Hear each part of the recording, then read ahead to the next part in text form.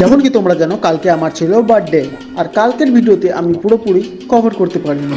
Literally আমি সেদিন ভাবতেও পারিনি আমার দাদা এত বড় কিছু প্ল্যান করে রেখেছে। কালকে যখন আমাকে চোখ বন্ধ করে এনেছিল সারপ্রাইজ দেওয়ার জন্য, দাদা সত্যি করে বলছে আমি টোটালি সারপ্রাইজ হয়ে গেছিলাম।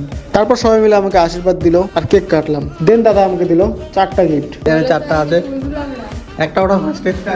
হ্যাঁ, খুলো তো দেখি কত নাম্বার আছে এখানে। 3 নাম্বার। 4 number chocolate.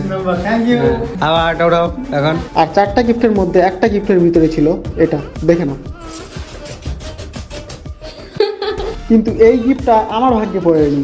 এর মধ্যে একটা টিকিট আমি বলেছিলাম দাদুকে উঠাইতে, দাদুর ভাগ্যে এই গিফটটা পড়ে। যাই হোক, এখন তোমরা বলবো এর মধ্যে সারপ্রাইজ হওয়ার কি আছে? আমাদের মিডল ক্লাস ফ্যামিলির মধ্যে এগুলোই অনেক সারপ্রাইজের ব্যাপার। যাই হোক, ভিডিওটা ভালো লাগলে তোমরা লাইক করবা, চ্যানেলটাকে সাবস্ক্রাইব করে দেবা, আর কেমন লাগলো তা কমেন্টে বলবে। দেখা হবে কালকে নেক্সট ভিডিওতে। Bye bye.